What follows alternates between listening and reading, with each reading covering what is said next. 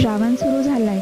पावसाच्या प्रत्येक थेंबात जणू देवाचं स्मरण आणि घराघरात खमंग पदार्थाची मेजवानी. यासाठीच मी सुरू केली श्रावण स्पेशल सिरीज, जिथे आपण बघणार आहोत चविष्ट आणि चमचमीत व्हेज रेसिपीज, कधी पारंपरिक तर कधी वेस्टर्न. आणि हो, फॉलो करण्यास विसरू नका हां. रेसिपी डिटेल्स कॅप्शनमध्ये दिलेत, नक्की करून बघा आणि कमेंट करून सांगा तुम्हाला कशी वाटली ही रेसिपीज.